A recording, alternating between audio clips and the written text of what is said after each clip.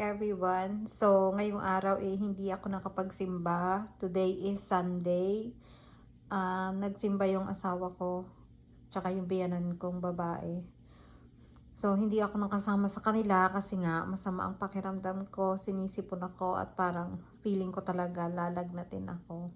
So, dito lang ako sa bahay. At habang nakahiga nga ako dito, eto namang alaga kong pusa, binabantayan talaga ako. Tsaka kahit saan ako magpunta, sumusunod siya. Nakatulog ako.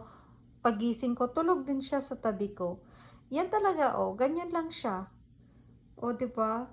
So, maganda din talaga pag may alaga ka, 'di ba? Maganda din talaga pag may pets ka. Nakatingin lang siya sa akin na ganyan.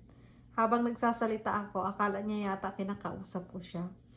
Grabe siya talaga yung bantay ko. Tapos sa umaga, pag nagigising ako, halimbawa papasok ako sa trabaho kasi alas 4 pa lang gising na ako. Wala siyang ginawa kundi sumunod ng sumunod sa akin hanggang sa banyo. Susunod talaga yan siya. Tapos nag-iingay siya. Parang siyang bata na umiiyak, na parang ayaw niyang iwan ko siya. Pero ganun talaga, kailangan magtrabaho para may maipadala tayo sa Pilipinas, 'di ba? So, kahit naman umiyak siya diyan ng umiyak, wala naman akong magagawa. So, ayan siya, ganyan lang siya. Alam niyo noon, ayaw ko naman talaga ng pusa. Ayaw ko ng kahit na anong pets.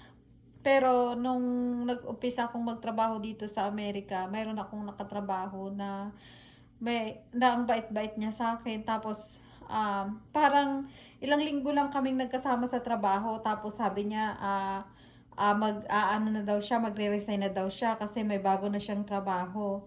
So parang nasad ako. Tapos sabi niya, wag na daw akong malungkot kasi bibigyan niya ako ng regalo. At ito nga yun, guys. Kahit nung una ayoko, pero syempre, ibigay siya sa akin, kaya tinanggap ko na din. Pero sobrang natutuwa ako at tinanggap ko siya, hindi ko talaga pinagsisisihan. Tingnan nyo naman, napakabait niyang pusa ko na yan, oh, 'di ba? Tinuturing ko na talaga siyang anak, guys.